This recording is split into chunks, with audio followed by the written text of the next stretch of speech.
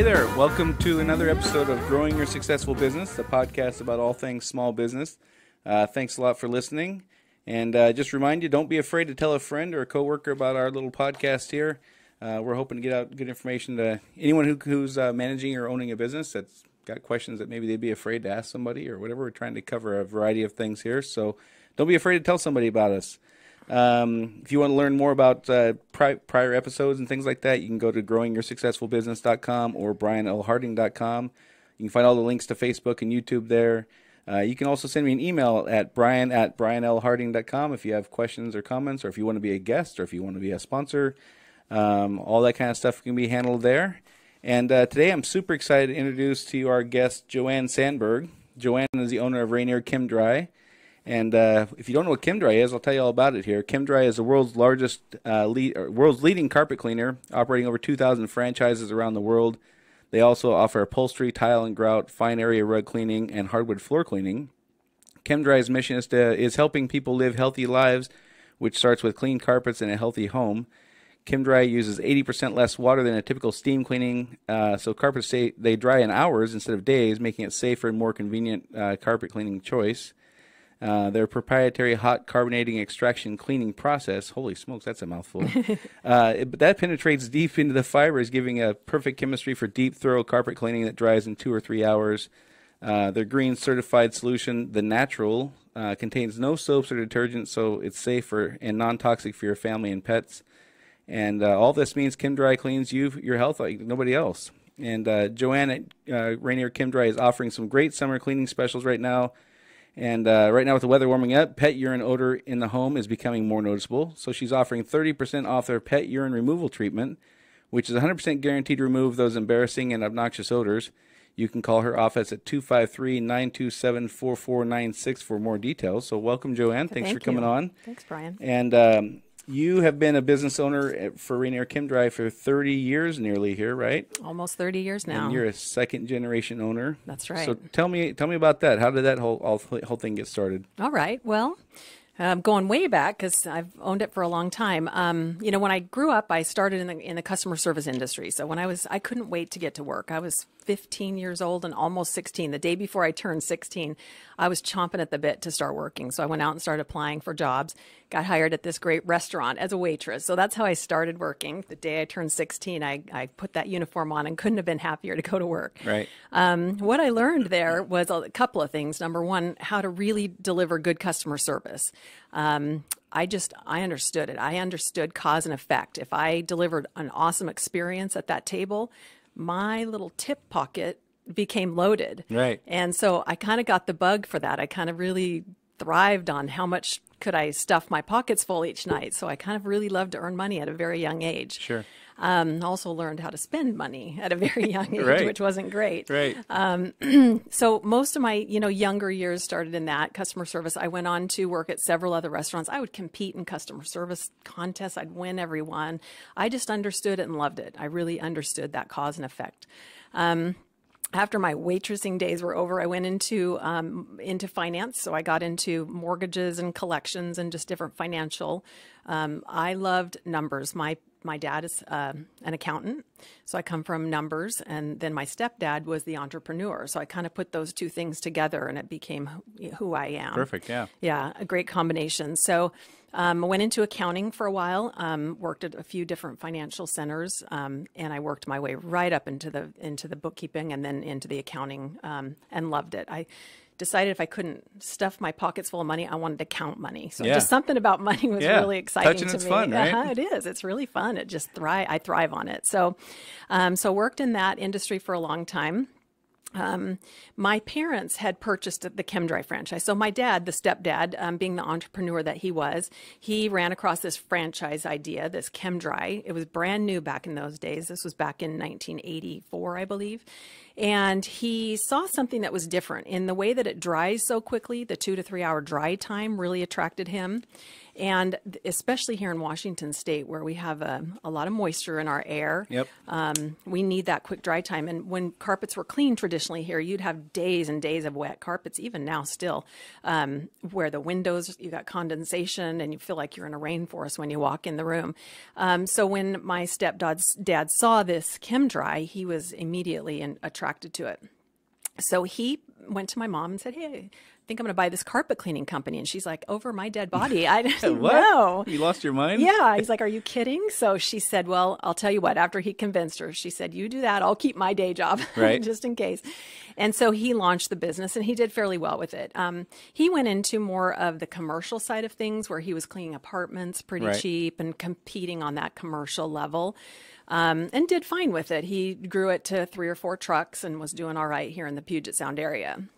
My entrance into it, my parents, I had been through a marriage and a divorce and had a couple of young babies at that time.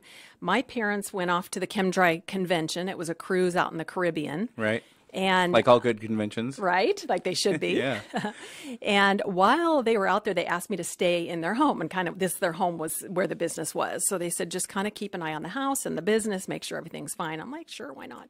So I got there and the day they left on Sunday, Monday morning comes and I hear the phones downstairs ringing off the hook and they're not getting answered. And I'm like, what is going on? So I run down there. The lights are out. There's quit notices on every desk. Oh, geez. And they bailed. The technicians were out in the field working, thankfully, but the office girls bailed. Wow. So there we are Monday morning. And here I am. So ship to shore, my parents, we have a little problem here. Your girls quit. And my stepdad said, get on the phones, do the best you can. Right. So that was my entrance into it. So I got on the phones and just made up some pricing. I had no idea what he was doing. So I just kind of made up some stuff and started scheduling jobs and found out that I sort of started, putting my customer service hat on and understanding numbers. And I started seeing some potential. So I just started booking these jobs and they were big jobs, selling over the phone. My parents get back from their cruise. I think it was a 10-day cruise. So they were gone a while. Wow. And their books were full. Their technicians were big jobs had been coming in, and they were like, "Wow, that's pretty cool." Yeah. So my stepdad asked me to stay on, leave what I was doing, and come on and basically manage the company for him. So I did. And when was that? That was in 1990. Okay. Yeah. So I joined him in 1990 full time. That was the last job I had. I've always stayed with ChemDry since then. So 1990. But what I did realize is that I had the skill for this. I understood really high-end customer service. In carpet cleaning, that wasn't really a thing. I mean, you get a guy who knows how to clean carpet. He's out cleaning carpet. He's trying to answer phones in between, if he's answering phones at all. A lot of times they were going to voicemail. Right. And I was in the office kind of in charge of the show. So I kind of started putting all these skills together and realized we were getting great response. I was selling well on the phone. I learned some upsells in my restaurant business. Right. I learned that great, I gotta call it Nordstrom style customer service, roll the red carpet out. And people were responding really big time. So we started growing it, and I also could see some avenues of revenue that my parents hadn't tapped into yet. And I started asking them, hey, why aren't we cleaning upholstery while we're doing this carpet too? Right. We're in the home already. Why aren't we doing this and that? And he Sure. said, well, I don't know. So he said, go ahead, bring it on. So I brought on this whole line of upholstery, and we started really marketing that. All of a sudden, his business had doubled from the time I walked in the door, and it didn't take long. It was only a year and a half. Yeah. So my stepdad kind of got into some different ventures and things that he was interested in, and I could see his interest was leaving ChemDry, and I was loving and thriving. And so I got brave as I was only 27 or 28 at this time when this happened, and I had no idea how to buy a business or anything about that, but I just knew it was me, and I knew it's what I wanted to do. So I got brave, and I went to him, and I said, listen, I know you're ready to exit. I'm in this thing, loving it, and I really want to buy it. Can we work something out? And he put me through a couple of tests. He said, can you fix this piece of equipment if it breaks? Because you're a girl, and I don't know if you can fix this or not. So he said, if you can show me that you can tear this piece of equipment apart and put it back together and it works, then we'll talk. So I did. Tore it all apart and put it back together, and it worked. He said, if you can figure out if a van breaks down, what to do with it, then we'll talk. So I had to prove that so he made me go through all these tests. And once I passed them all, he said, all right, I think you can do this. So we worked out an arrangement for purchase, and I ended up buying it, and that was in 1992 when I actually bought the thing from him. Yeah, so it only took me a couple of years from the day I walked in and found his girl's gone to the time I bought it was really just a couple of years. Wow. So it was a pretty quick entrance into it. it. Well, a couple things there. First of all, you can't help but to notice your passion and enthusiasm. Can you? I can feel it. I think that's a pretty critical part of for people who are considering buying a business or have a business. If you don't have that passion and enthusiasm, you can't fake that. And if you don't have that drive to deal with all the not so fun stuff that goes along with running a business, it's gonna be a long slog. It is. And I'm also super impressed to hear that your stepdad put you through some testing. It wasn't just like, well, you're the kid and we're the parents, and here you go. Oh yeah. No. I think that people can really set their kids up for failure by having a succession plan that just says, well, the children are going to get it, and whether they're any good or not doesn't matter. Right. I was kind of talking to Dean Paulson about this a couple weeks ago. He took over his business from his folks. And I was teasing him about, the saying that the first generation builds it, the second generation grows it, and the third generation ruins it, basically, is kind of how the saying goes. Sounds like that's not going to be the case for you. I hope not. Yeah. I'm second generation. Now, my son is with me now, too. So he's a almost 30-year-old, and he's joined the team, and he's doing great.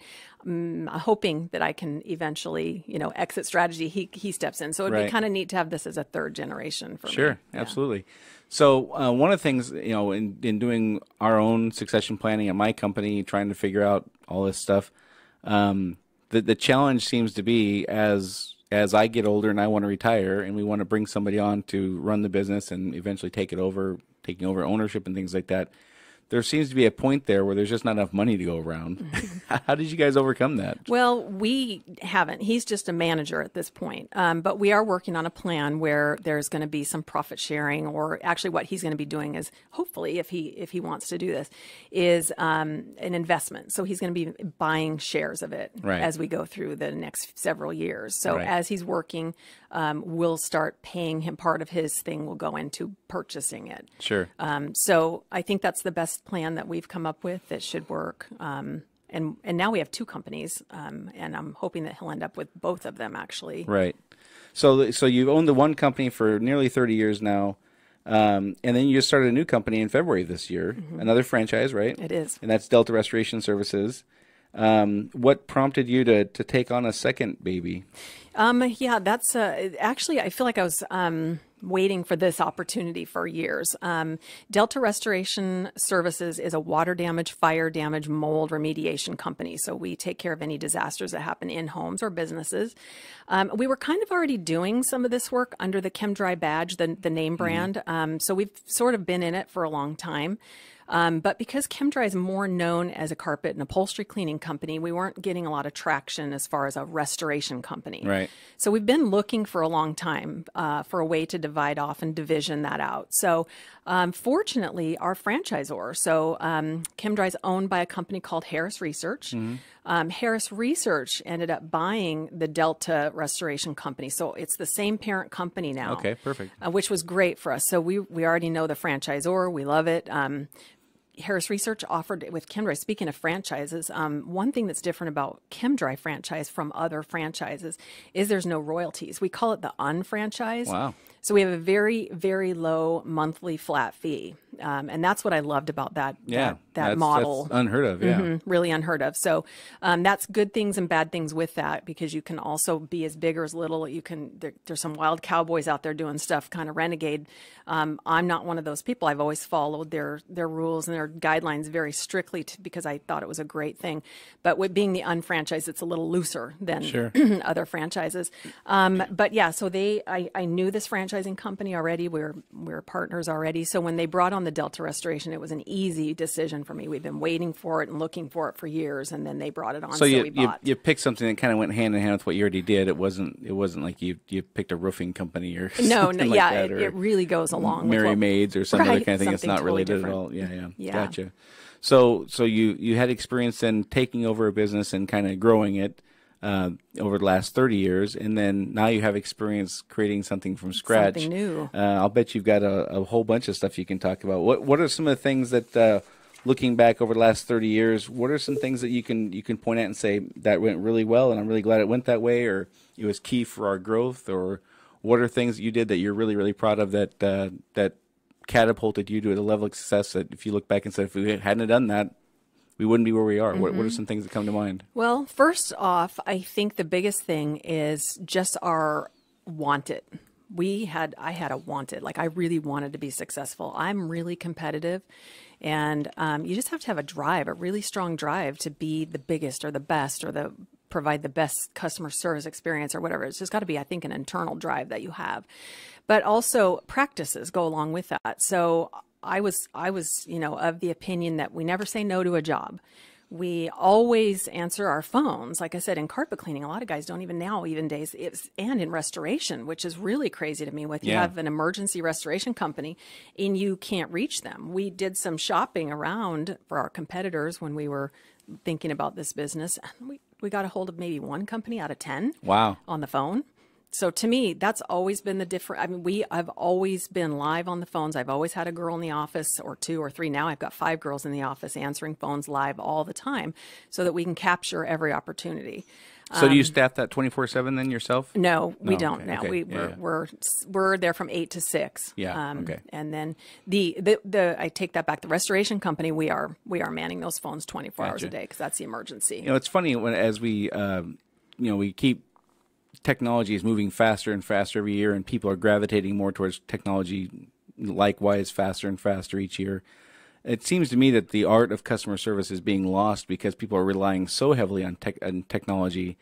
They forget about how important it is to be available and to have even a customer service mindset. And I'm flabbergasted all the time, encountering all kinds of situations almost daily, it seems like. And when I talk about this stuff to our employees and give them examples of what I'm talking about, they tend to think that I'm just looking for this stuff. But I don't think I'm looking for it. But it seems to me that people are just counting on technology, and they believe that technology is the answer for everything.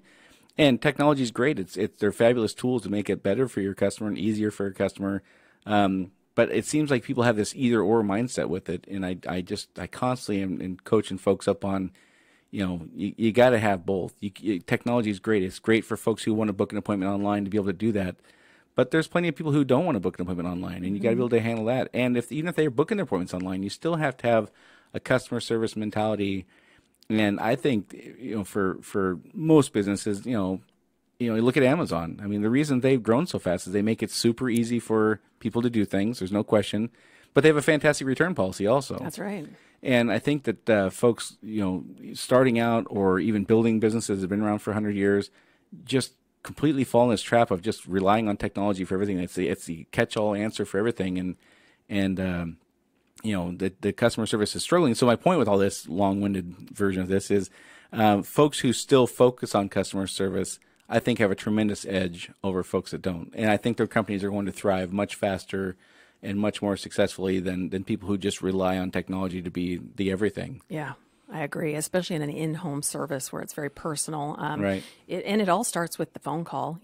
I spend a lot on marketing. I'm a big marketer, and I would be wasting that money if somebody on the phone didn't capture that job for me. So I just think it's really important, that customer service, that personal touch. Yeah, you have to still provide that. Right. And you have to understand that. And finding folks who are like-minded. Right. You can have the best carpet cleaning technician in the world, but if they don't understand customer service, it doesn't matter. That's right. And I talked about this with coming from a plumbing background and things like that, where tradespeople of all sort. I'm sure carpet cleaning is probably no different. People believe that once they've mastered the trade, that's all that matters. That's what people care about. Right. And I tell folks all the time, nobody cares about the plumbing after we leave. Yeah. 80% of the plumbing is behind the wall or underground. So they don't even think about it. If you were to ask people who have a water heater in their garage, when's the last time you went and inspected the workmanship of the water heater installation? The answer is never. Exactly. But tell me about the experience you had with the plumber when they came out. Were they nice to your kids? Did they pet your dog? Did they smell? Were they on time? Yeah, exactly. Were they late? Was the price way higher at the end than they said it was going to be in the beginning? All that stuff is the stuff they care about. They don't care about the plumbing. Right. They don't care about the carpet cleaning, other than if they aren't clean, obviously they would care. Sure, but It's more about the experience. Customers care about the experience way more than they care about the skill or the trade. Exactly. And again, I think people kind of get hung up with that. So I'm glad to hear that you have a customer service driven mentality. We do, and everyone I hire and train, we have a thorough training just on that aspect of it alone, because that I know will be the difference whether we're successful or not. So we spend a lot of time. My girls on the phone are very scripted, making sure that they're there to help and be happy to help, that they sound like they're happy to help. So yeah. Do you have the mirrors in front of their? Sometimes we do that experience. Yeah. I used to do this thing. I still do it here and there, but would put mirrors on the computer monitors with a note that said, "Can they hear you smiling?" Can they hear you smiling? Yeah. Exactly. Yeah. Yeah. And then even in my scripts, I'll say, one of the lines we use it 3 or 4 times in the script is, "Sure, I'll be happy to help you with that." So I want the customer to feel that happy. We're happy that you've called and we're happy. The last thing I want them to feel like is, "You're really bugging me. I'm trying to watch burden. you're a burden to me." Yeah. I mean, we got to I was having a great day until all this work got piled up on me. Exactly. Yeah. So we have to be careful with that. So you focus on customer service, and you're excited about that, obviously. Yeah. And you have the drive. You talk about being competitive and things like that. I'm really competitive. I think that's what set me apart too, because there's other ChemDry franchises, so we're all independently owned. I own 14 franchise licenses in the Puget Sound area. And that wasn't always the case. When my dad had it, he had just a few. But I think to be successful, you also have to keep your eye open for opportunities. So I'm always looking around. Is there someone going out of business that I could buy their database and their equipment? Is my franchisor putting out a new offering for a new territory that might be opening up? So my eyes are always looking around for opportunities to expand and grow. Right. And because of that, I believe now I might be the largest ChemDry franchise in the world. Wow. With as many, Look at you. Right? With the number of licenses and vans that we run, I believe I'm the largest. And I believe that we are probably 1 or 2 of the largest carpet cleaning companies in the Northwest. I don't think that there's too many as big as we are. So, and I'm really proud of that, because it's all about, I feel really, really excited about that. But it's all because I'm looking for that opportunity. I could sit back and be happy with 1 or 2, but it just wasn't enough for me. I really have this need to grow and succeed. Right. And that's so as being a very competitive, driven, passionate person, I mean, you're just exuding this as we're talking here. How do you deal with employees who aren't that way? I mean, there's good employees who can be very successful who aren't competitive and who aren't this vocally passionate about things. How do you maneuver through that, where you're super driven and super competitive, but your workforce is probably 50% not that way, or 80% not that way? Maybe or it is. Yeah. Well, being an employee-heavy company, which is getting harder these days to hire people that want to do physical labor. But we have a couple things. They have to be good people. And so that's the first thing I look for when I'm hiring is, what does their personality look like when they walk in the door? Right. Are they friendly to my girls in the front? Can they speak and look me in the eye? Do they shake my hand? So I always look for that immediately. Do they smell good? That's another test we take. You're not actually actively sniffing them, are you? Silently. Okay. As they walk by, the girls are like, I'll ask them later. All right. Okay. How'd they think? smell? Yeah. But they also can't scare my girls. If someone comes in the door and my girls are like, or if I'm feeling really uncomfortable, bye-bye. We just can't take that. We're going into customers' homes and we're in their private space. Sometimes we go in places in their homes that their friends they don't even let their friends go. The master bedroom and the master bathroom are generally off limits for everybody. Yep. Yeah. So we have to be very careful who we hire. So that's the first thing, is I look for personality when they walk in the door. I can teach anybody to be a carpet cleaner, but they got to have the right personality. And I look for, their enthusiasm level as well. And so I try to hire that kind of people. And in my office, of course, same thing. I'm looking for people who are excited and sound like they're excited. So, so that's what I really look for in people. And then the rest of it we can train. So they're first thing is. That's something I preach all the time, with folks who call and have questions about hiring, recruiting, and things like that.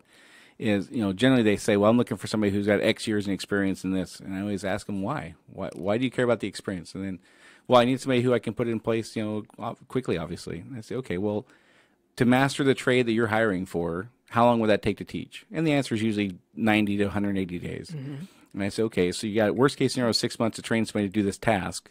How long is it going to take you to train somebody to be on time and have a good personality and be trustworthy? Right. And the answer is never. You can't ever do that. So I always say, why do you focus on the talent or the skill?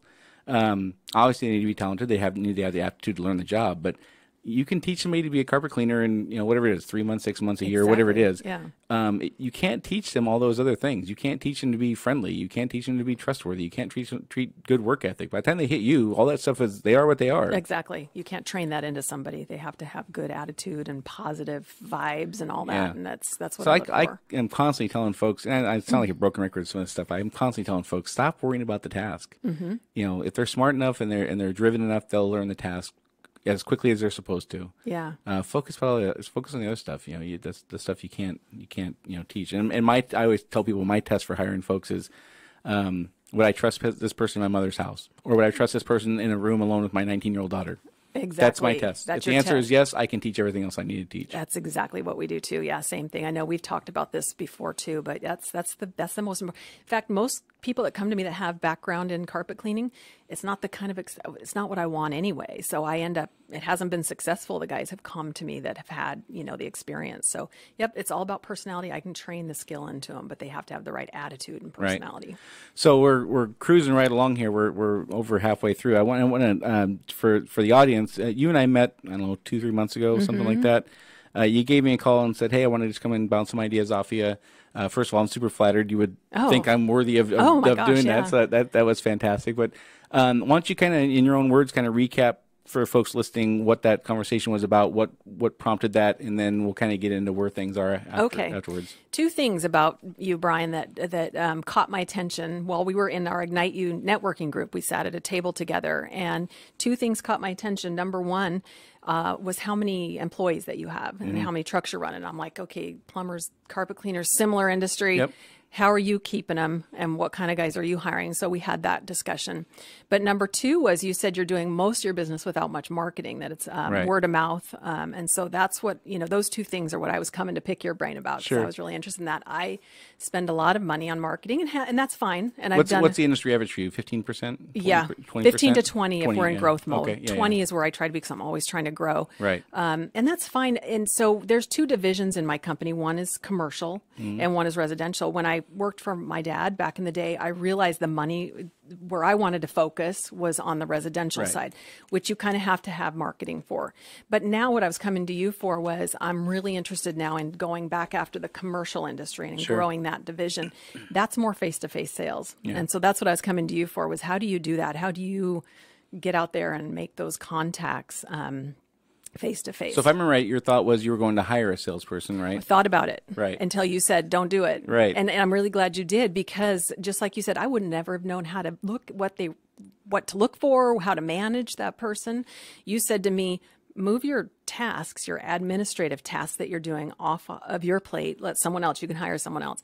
And then you go out and be the salesperson, because you're the front of the company and you've got more interest, and you're going to be motivated and disciplined to do that. Sure. So that's what I'm working towards, is becoming that salesperson. Now, it's hard for me. I am not that kind I've never had to do it. I can sit behind my desk and market. So to go out face to face has been a real challenge, but something I really want to do, just to come, get over that fear. Yeah. So let me just kind of recap a few things there. So when you came to me, you said, I want to hire a salesperson.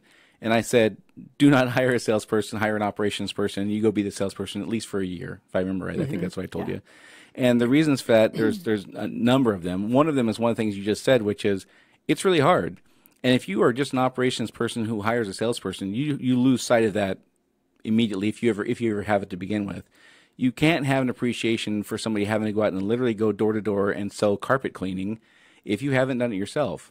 And so you have no way to measure what the results should be. You have no way to be empathetic with what they're encountering. You have no idea what their day looks like. And so 6 months in, you're going to have spent, $30 to $40 to $50 or whatever $1,000 on this person, and you're going to be sitting back waiting for your ROI to roll in. Right. And you're going to be saying, well, this isn't happening, this isn't happening, this isn't happening, having zero appreciation for what they're doing or even how they would do it, and then not having any idea for how you would do it. How could you possibly coach them on how to do it? How could you possibly say, well, this has worked and this hasn't worked, or any of that stuff, if you haven't done it yourself? And the reason I bring that up here today is because this is a pretty common thing that I encounter also, where folks say, well, I'm just going to hire a salesperson. And I say, well, based on what you're telling me, you're the worst person that could possibly manage a salesperson. Right, because you don't know what you're doing. You don't know what you're doing. Exactly. And it takes a certain amount of discipline, like you said, to get up in the morning and know you're going to go out and knock on 25 doors, and 20 of those people are going to be pissed off that you're there. Right.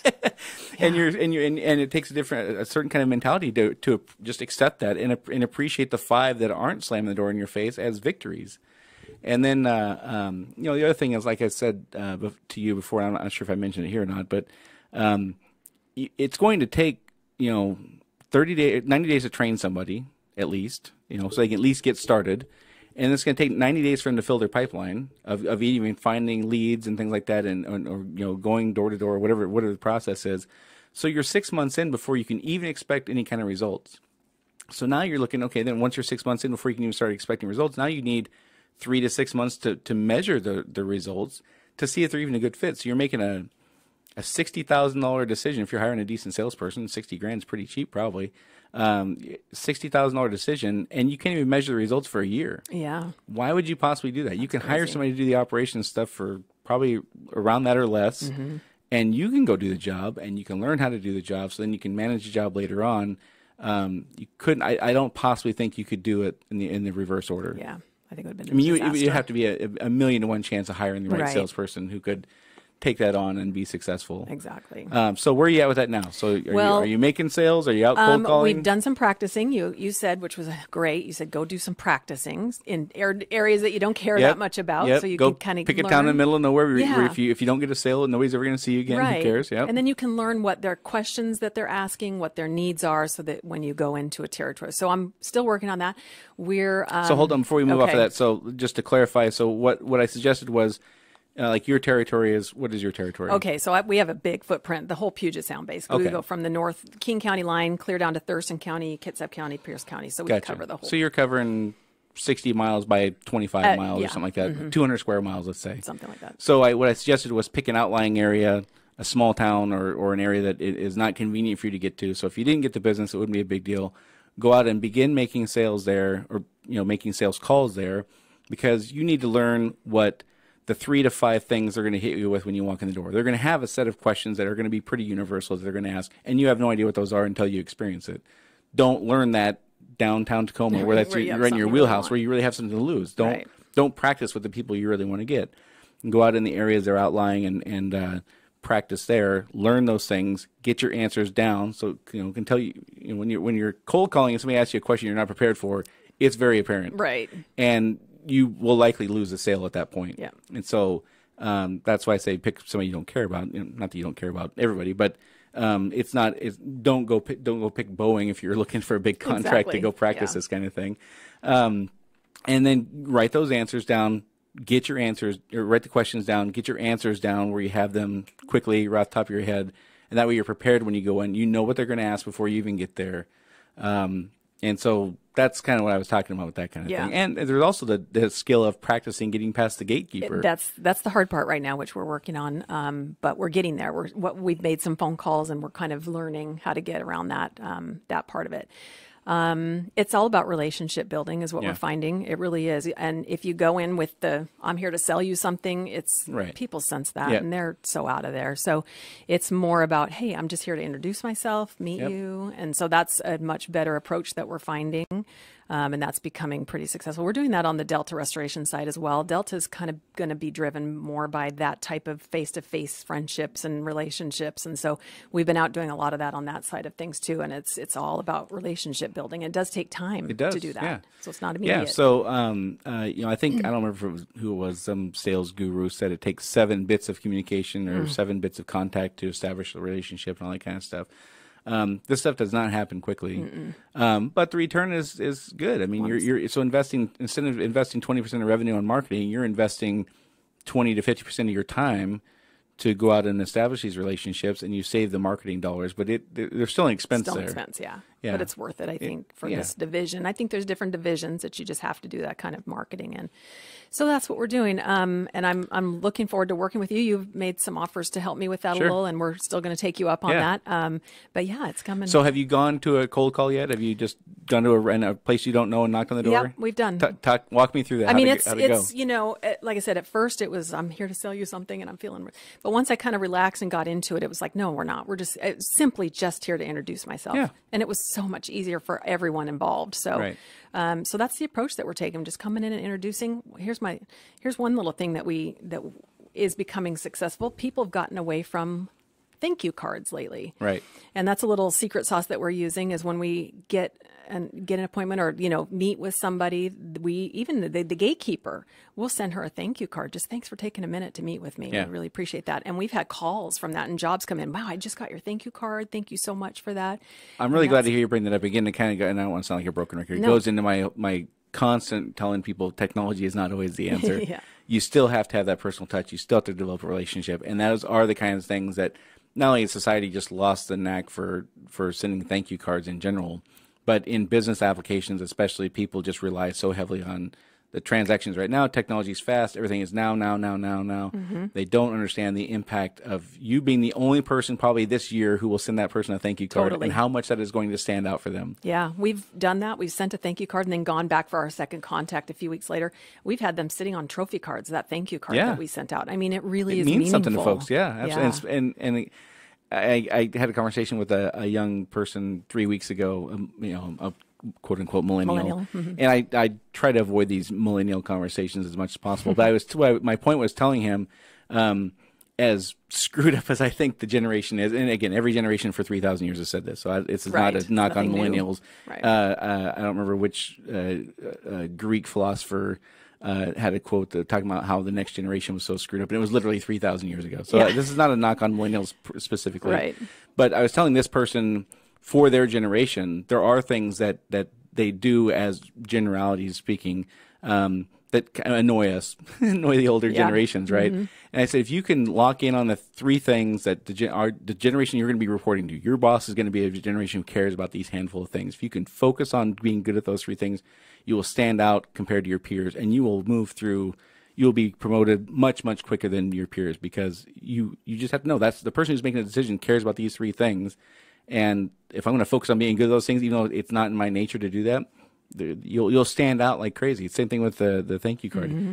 I can't imagine they're going to get more than one, maybe two this year. If that, yeah, I know. It's really unique, and people are really responding to it. So I think that's a great thing. So I think to do. it's a critical. The reason I keep going back to it is a critical thing. Is one of the things I've always told folks is you have to find something that you're good at in your industry that nobody else is good at. And in plumbing, it's super easy because plumbers suck at lots of stuff. But this is one of those things that if you found a way that people are going to, this is your thing. That's fantastic. You're going to stand out in a way that marketing can't buy that. Technology can't fix that. You have found a way to stand out in a way that your competitors likely, or if they're not even answering their own phones, they're not going to be doing thank you cards. Doing that. Yeah.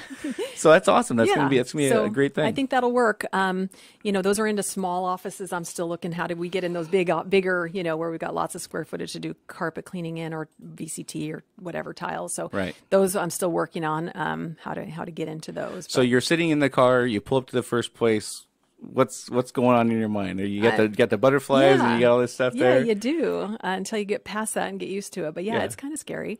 But once you get used to it, and again, you just keep in mind, this is not a sales call. Right. Because that's where I'm really uncomfortable. Sure. But I can go in and meet someone and say hello. Yeah. I mean, that's really easy. One of the things that I tell folks when they're making cold calls is, again, nowadays we're so hung up on a transaction and making a sale, and we're tracking this, and we're, our KPIs and ROIs and blah, blah, blah, blah, blah.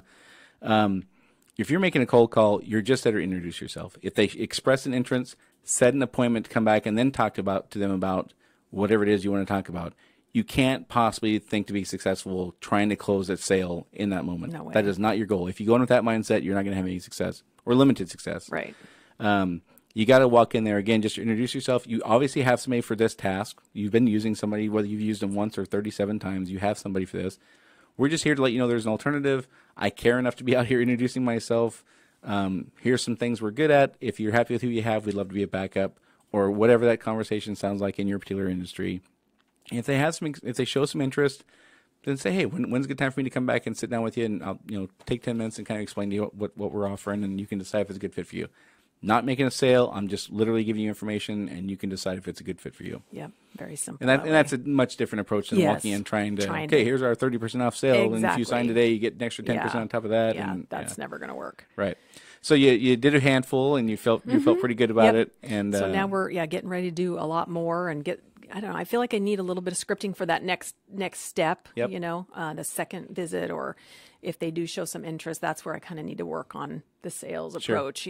So yeah. So one of the things that I would recommend is if you do get the sense that they have some interest in what you're offering, ask them what's the best way for me to follow up with you. Because some folks like emails, some folks want to chit chat in person. Some folks, if you don't just walk in randomly, you're never going to catch them. They're never going to make time for this. And I think people by and large are honest about that kind of thing. And then you walk out to your car and you make a note. I need to send an email in 2 weeks, or I need to just pop back in a month, or the first week of the month is not good for this industry because of whatever. Right. Apartments is a great example. If you walk into an apartment complex the first week of the month, they'll lynch you. Yeah, that's true. Where they got everybody moving in and out. Yeah. So you learn that kind of stuff, and you'll learn restaurants you can't go and see at lunchtime. Right. You better go at 2:30 in the afternoon or 10:30 in the morning. Slow time. Yeah. Yeah.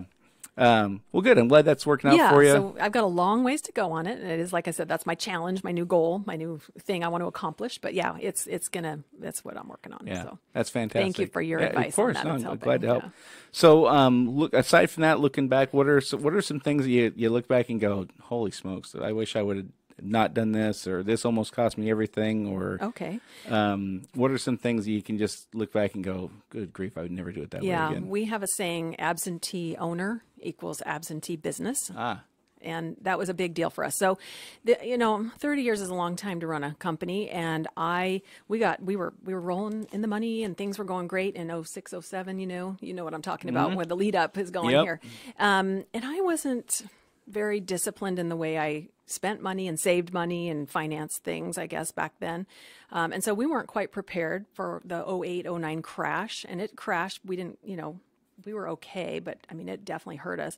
We had overhead like it is 2007, but it's not anymore. Right. Yellow Pages stopped working. The typical marketing stopped working at that same time. So we kind of went into that crash pretty hard. And I got discouraged, and I got depressed, and had some other personal things. My mom got ill and just some different things. And I thought, this would be just a great time to walk away from my company, because that's going to help, right? And we did. We moved. We decided to move to Phoenix for a few years. I was from Phoenix and just wanted to go back, and I just thought this would be a great time to do it. So we left our business in the hands of a manager. Yeah. And the manager was okay, but obviously they don't have the same interest in the company that you do, and they don't care as much. If the company folds, they go get another job. That's right. Nothing on the line for them. Yeah.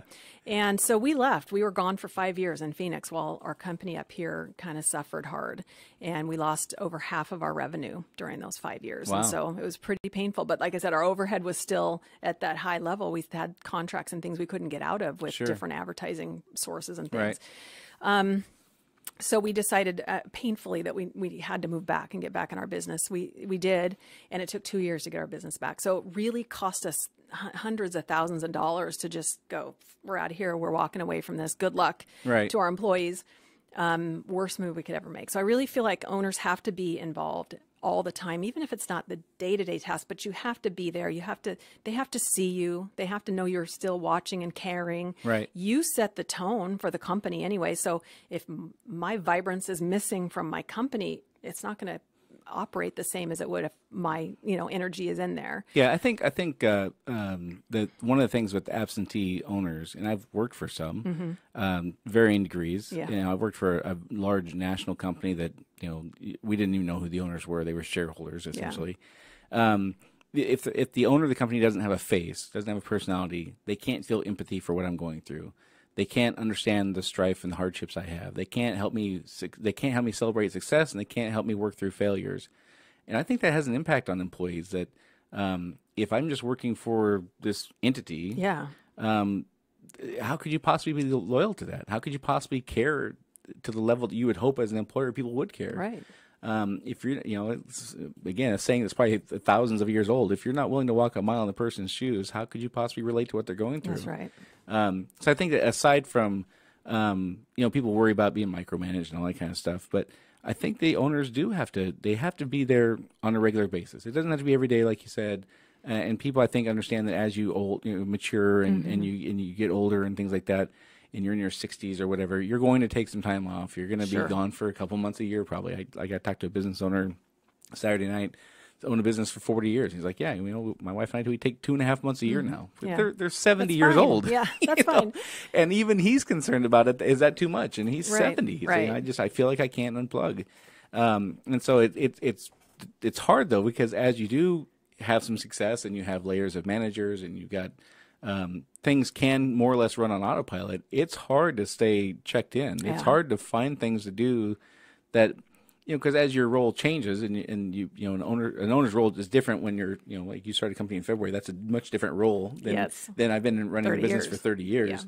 Yeah. You delegate more and more of those tasks. It's hard to check in and be disciplined enough to do things that don't have a deadline of tomorrow or this afternoon or next week or next month even. The things you're working on at that point don't have deadlines. If you do it, great. And if you don't, nobody's going to know except for you. That's right. It's true. It's hard to stay checked in. Yeah.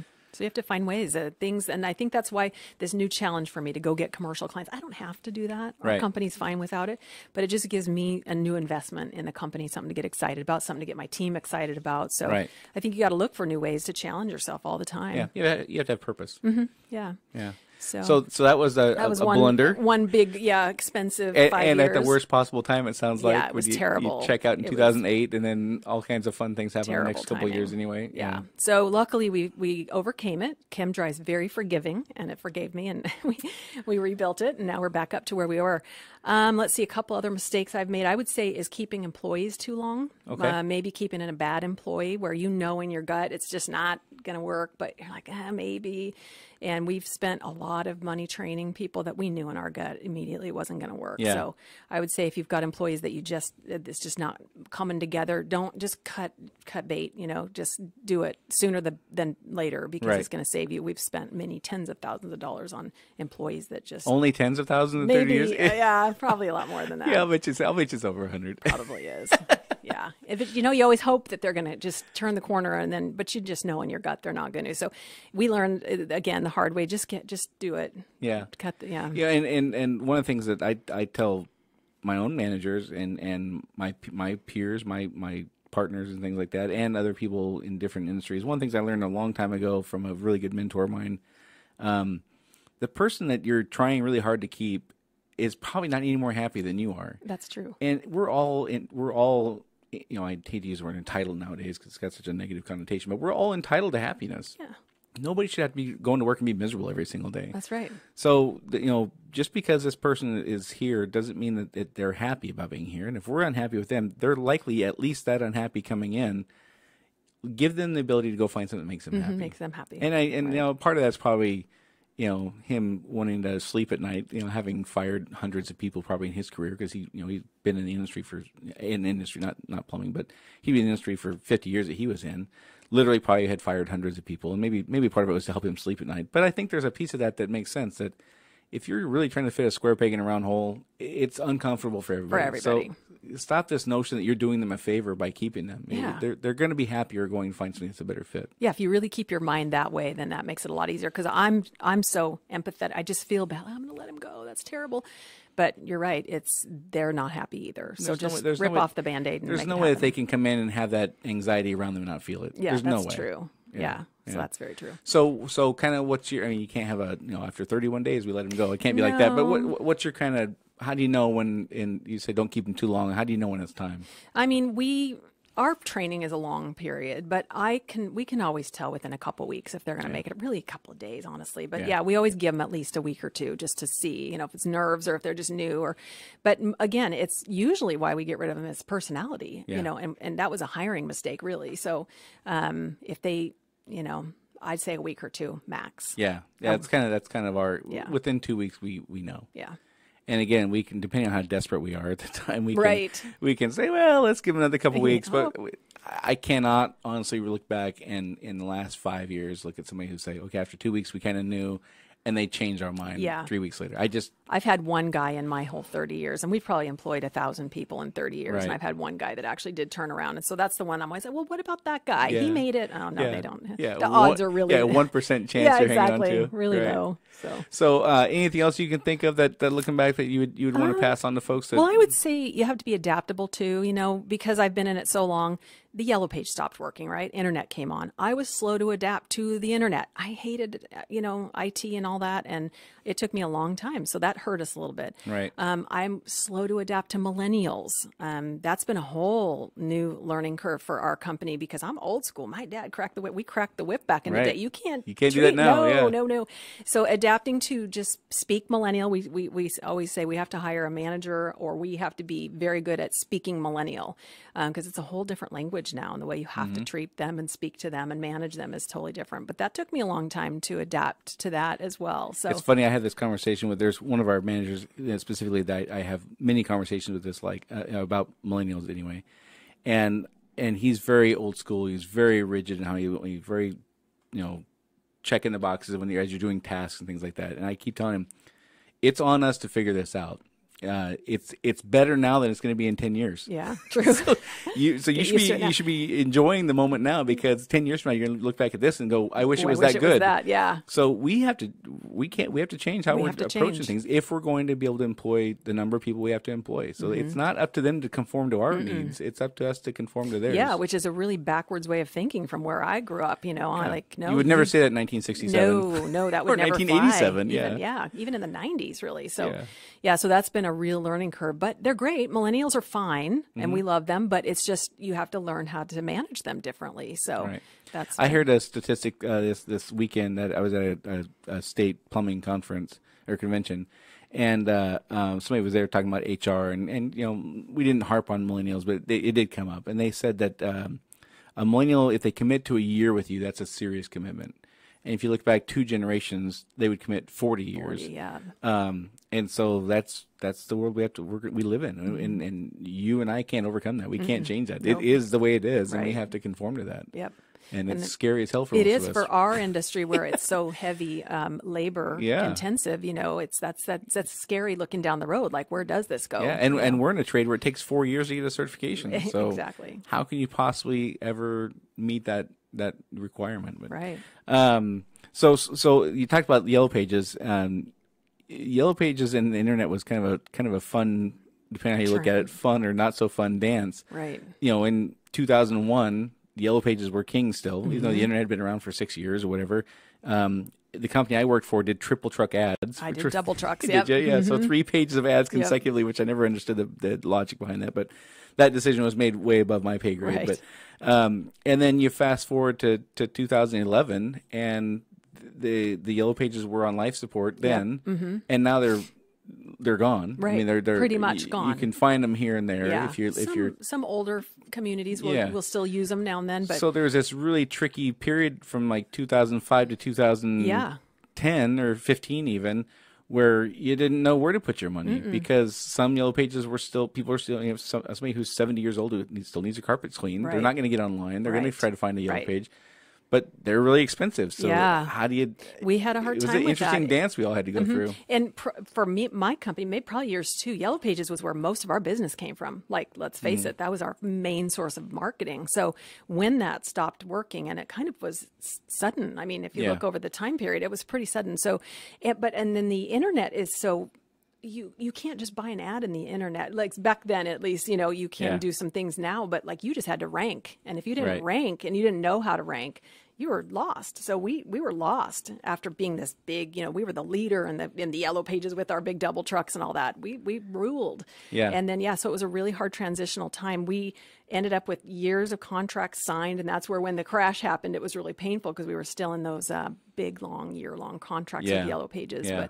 But so you had to learn new ways to invest. I know of at least one very large plumbing company, large regionally, that nearly bankrupted. It almost did us too, honestly. I mean, it took us... Those contracts, they had a contract with a large national Yellow Page phone provider company.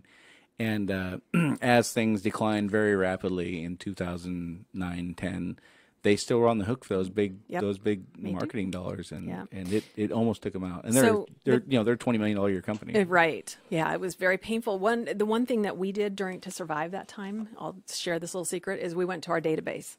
And that's when we started marketing the crud out of the database because they were already, we already kind of was anyway, but that was where, it was survival. So we had to really step that up. So. Right. Well, I can't believe you've flown through an hour Have already. we? Wow. You are absolutely a treat to have on. Thank I hope you. you'll come on again. I would love to. You had probably 25 bullet points here, and I think we got to 2 of That's them. So okay. you got lots of I stuff got for next more. time if you're willing to come back on. I'd love to have you on Sure. again. So thank you, Joanne Sandberg, and again, she's with Rainier ChemDry and also Delta Restoration Services. You heard that they cover pretty much the entire Puget Sound area. I'll remind you guys listening, if you'd like to sponsor this, you can reach me at brian@brianlharding.com. Next week, we're going to have on Dr. Michelle Marconi to talk about her chiropractic business in Tacoma. And so that's all for today. Thank you again, Joanne. I really enjoyed having you on, and we'll talk to you all next week. All right. Thanks, Brian.